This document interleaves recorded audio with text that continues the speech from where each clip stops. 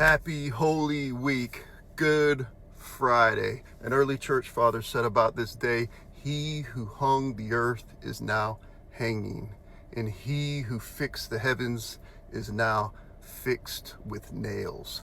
The beauty of this, what happened on Good Friday? Many things, but one thing it talks about in 2 Corinthians 5, that God was in Christ during that moment, reconciling the whole cosmos, the whole world to himself. And then when he died, one died, all died. The old covenant died. Adam died. Romans 6 talks about that. Your old nature died. The body of sin died. That's why Paul can says, I was crucified with Christ. Galatians 2.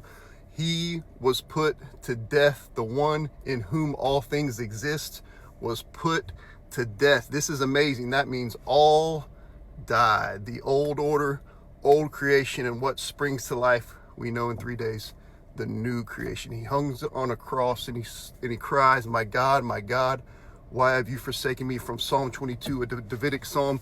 The beauty of that is this: what God was doing, his father, he usually always calls him father, but he's reaching into the delusion that David felt, that Adam felt, that we feel. He's reaching into the loneliness, the desperation, the isolation, and he's crying out to this forsakenness that we all feel, and now that separation that we feel. But the beauty of that psalm, when the Jewish ear would have heard it, it was a popular messianic song, they would have filled in the blanks all the way to the end, all the stages of the cross, even towards the end in verse 24, where it says, "He, the Father, has not hid his face from him, the Son.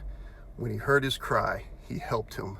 That is a beautiful thing. Even at the very end of the song is talking about the restoration of all the earth. It says, all the ends of the earth shall turn to him.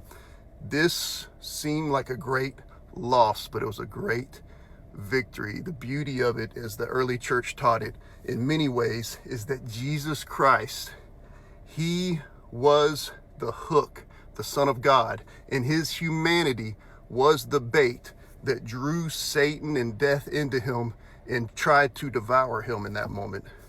What happened? The hook caught him though, and Jesus destroyed death from the inside out. Death defeating death. It is a exceedingly Good Friday because of that. That moment we can look back and say, I died with Christ. I was buried with him. I was baptized with him 2,000 years ago. Have a great Good Friday.